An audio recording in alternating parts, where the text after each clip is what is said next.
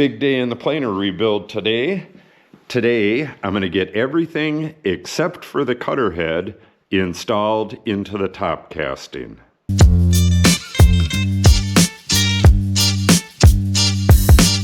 The first thing that'll be installed is the infeed roller, then one of the lock rods, but that lock rod acts as a hinge for the chip breaker. So the lock rod and the locks on both ends and the chip breaker go in at one time. Then this will go in across the top of the chip breaker. That goes in right through here. Then the pressure tabs go on, and then the other lock rod and the outfeed roller. I believe that's it. Then tomorrow we'll be working on the Scheelix cutter head. But let's not get ahead of ourselves. First thing we got to do, I don't know if I'll be able to have these pins on these bearings or not, or if they need to come off to get that in. I should be able to tap those in with it in place. It won't be super easy, but I think that's what we'll do. So we're going to get these oiled up with a little bit of 3-in-1 and then slip the infeed roller into place. And yeah, I believe we'll tap in these compression pins at that time. Okay, I just test fitted this, and it looks like this end, the side that gets the pulley on it, can have the pin in the bearing. It'll go in this opening here and rock right up into the hole right there. The other side, not so much, but that's not that big of a deal. I'll have to get down, raise this up, and get down there and pound the pin in from the bottom, but that shouldn't be too hard.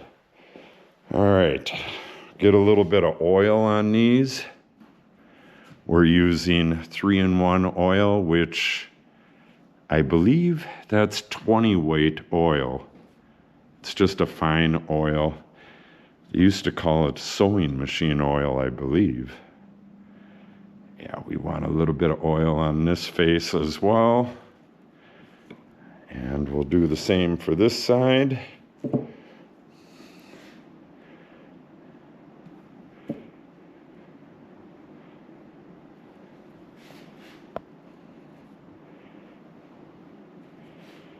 And we'll have to make sure that this thing stays oiled. I have some interesting plugs to make sure that the oiling system doesn't get plugged up, and I'll show you those in a bit. They go in here, actually. All right, let's get this in place.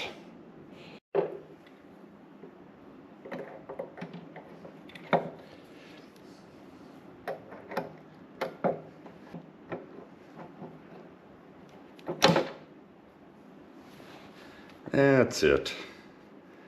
You got to put it in without the bearing on this side, and then rock that one in.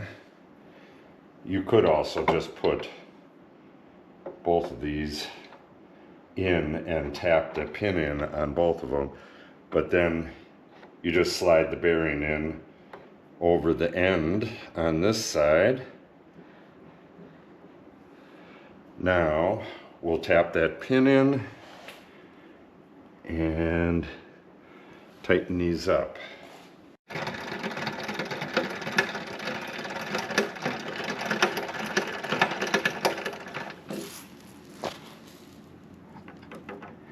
I'm going to tip this thing on its side in a little bit and take that chain off and put it back on again. See if I can get rid of that little bit of a tick.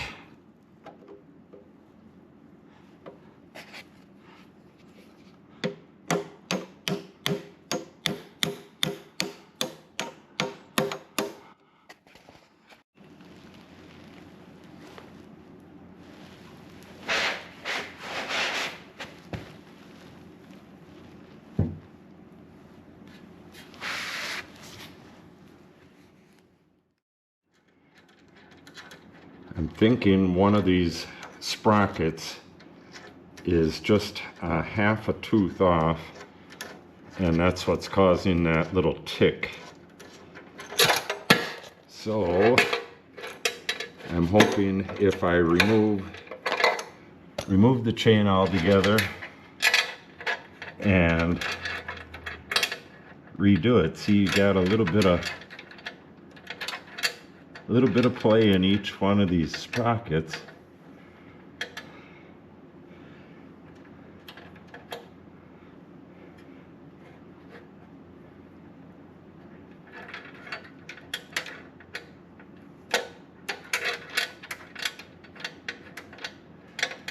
I will probably have to do this again once the cutter head's in, but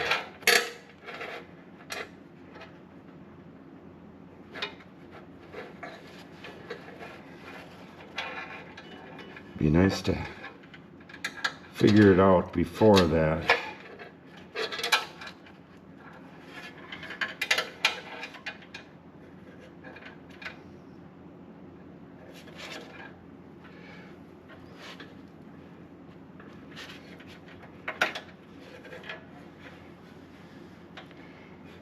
Okay.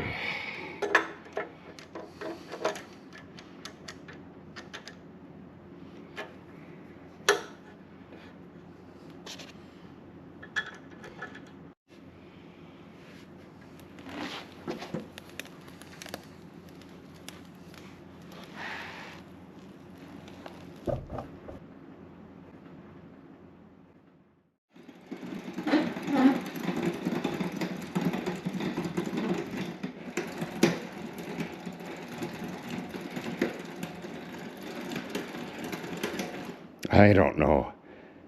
It's awful smooth. I mean, it's nearly effortless.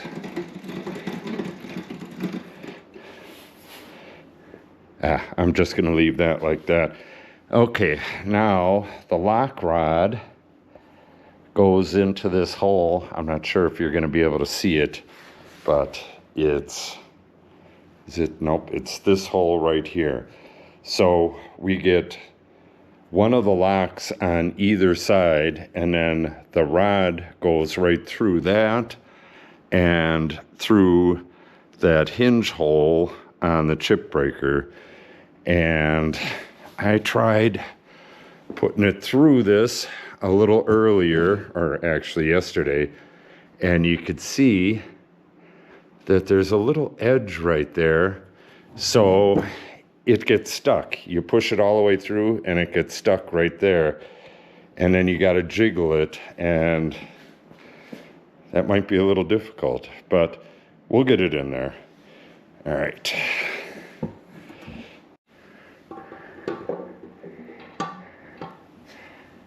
And yeah, that's up over the top of the chip breaker. And then it goes about right there.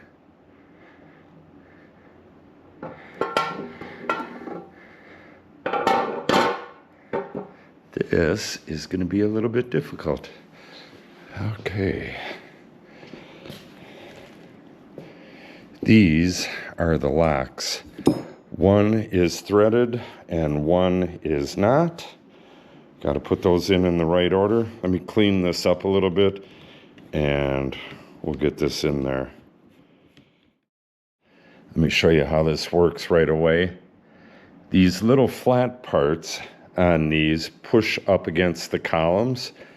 This one is loose, so as you turn this knob, it pushes it against the column, and once it starts getting tight, it pulls on this other end, and that pulls that against the other column. So the threaded one, this one here, goes on this side, and you want that flat to be up against the column. Now we need to get the rod through there, And then this will go in, well, this can go in right away. That goes in like that. And then this goes through and goes through this tube right here. And like I said, it's going to get caught up right here, and then it has to be threaded into the lock on that side. So this could take 10 minutes, or this could take the rest of the day. I can foresee some problems with this, so hopefully it goes well.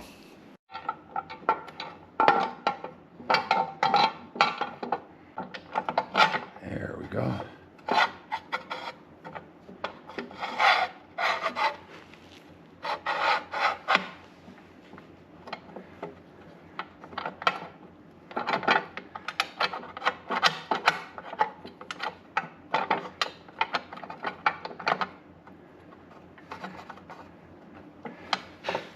There's no way to pre-insert this or anything like that. Just got to mess around with it until it comes through that other end.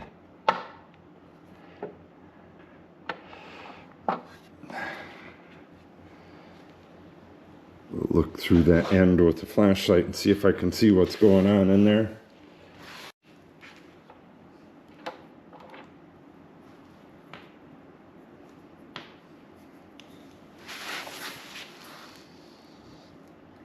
Oh, I can see it. So let's play around. Yeah, I need 3 hands though.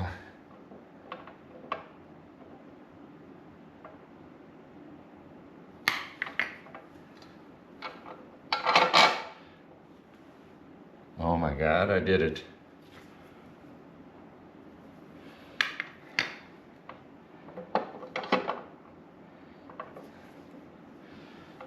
Okay, now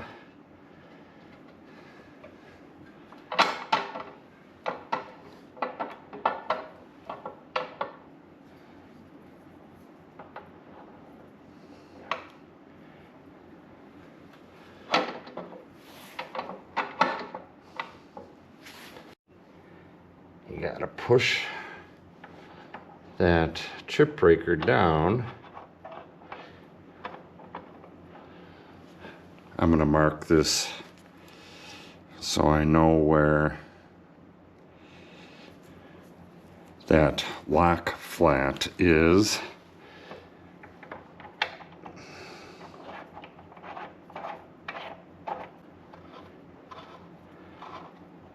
Okay, it's going on there. At the very end, I just have to make sure that that flat is going towards the column. All right, what I did was put the locking knob on there. This thing is really messed up. I don't know how much longer this is gonna last. I'm gonna either have to make a new one or have a new one made. This long length here is really hard to find, and I've been looking for a while. Okay, I just got to make sure that my little line is facing the column, and I should be able to just turn this, and that should suck this in.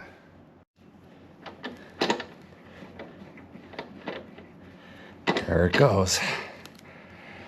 I just can't let this turn, because if it turns, it's not going to lock onto the column. I believe it's beyond that point right now anyways. All right. That's it.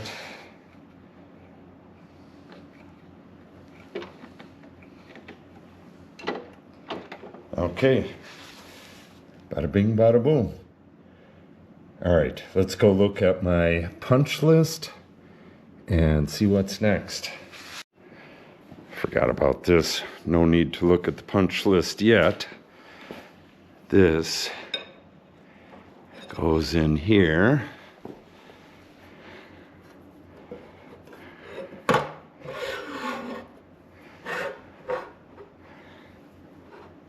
Okay, and then we got a grub screw right there, and then it needs a little bit of adjustment, but we're not going to be doing the adjustments yet. Let's get that grub screw in there, and then we just did the chip breaker and the front lock rod / support rod. The support rod's what we just put in. I have this in the wrong order.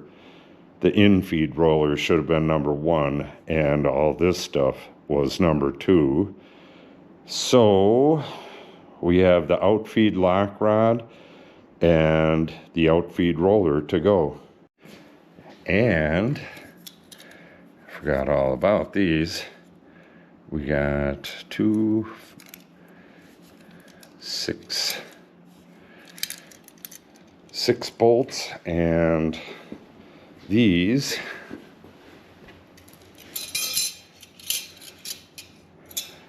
go on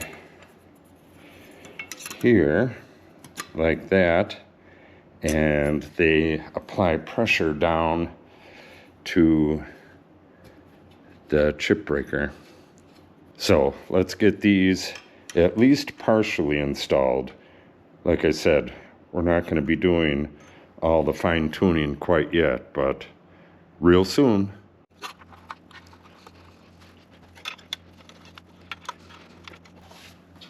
And the grub screw.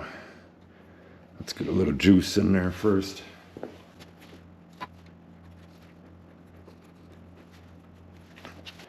Okay, now we're on to the outfeed side, and you can see that this lock rod is up above the outfeed roller, so I get that one in there first. And then this side. And then this one, I'll be able to reach right under there. That'll go in real easy. So this one has the rod going through the other way. These rods are not ambidextrous. You can see that the thread is a bit different, or at least the way it's threaded on this side, which goes into the stationary one. So we're going to put it together the way it came apart. All right.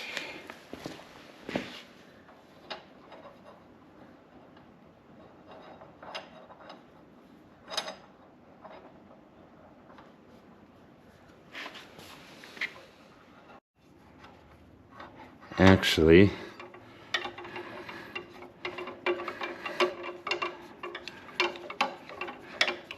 on this one, I don't know if I could have done this on the other one as well. Probably just screw this on, because it goes right through on the other side, and line that up. Pull it in and just line it up. There we go. That was easy.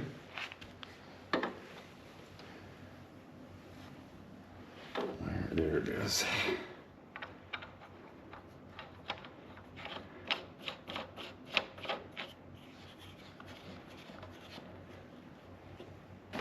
This side has this shorter knob here because, for the most part, this end is flush. This side has that bunch of pulleys right here and a big black cover that goes over it. and that cover comes to right about here. So yeah, they end up being roughly the same in the end. Okay, now we just have the outfeed roller. I could probably go further, but like I said, I want to get the entire Scheelix assembly all in one video, so I won't make people go through half of a video to get to that. So we'll do that one tomorrow. But for now, let's get a little bit of lube on these and get the bearings on. We'll have to pull one of the pins, and we're almost there. Then we have to put the adjustment hardware in and get it oiled, and that'll be it for today.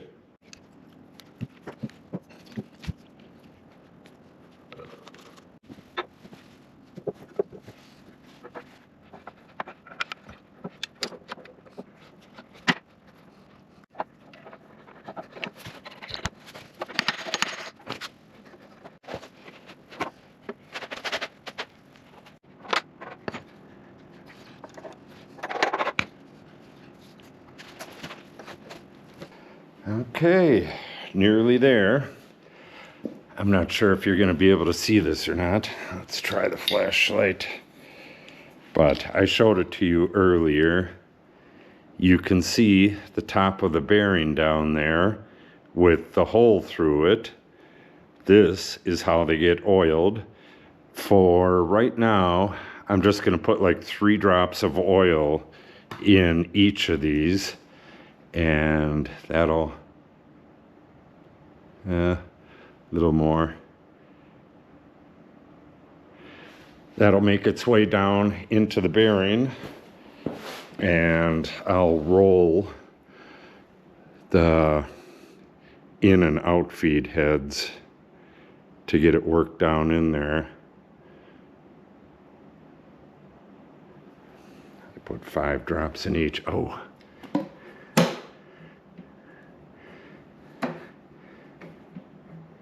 Yeah, these get kind of held in place by the gearbox here, so I'm going to have to watch them until the gearbox gets put in.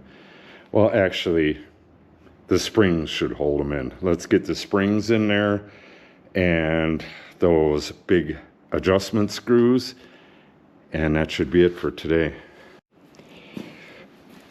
I don't think these adjustment screws have a direction. Just down into the hole.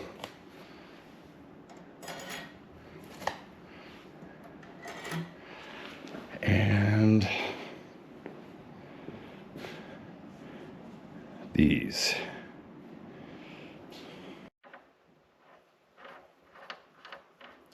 Actually,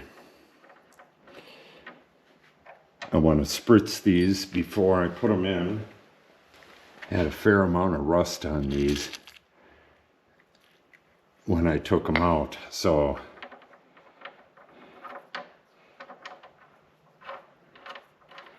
this CR3 336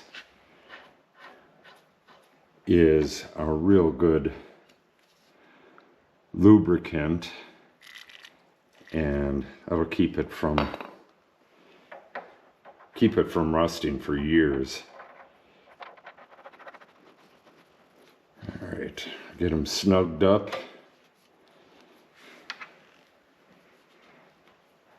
The top of that spring is in the indent on the bearing. I'll show you that in a second.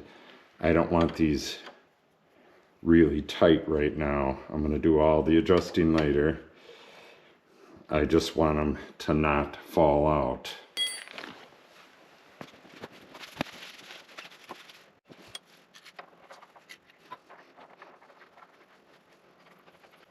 I'm going with hand tight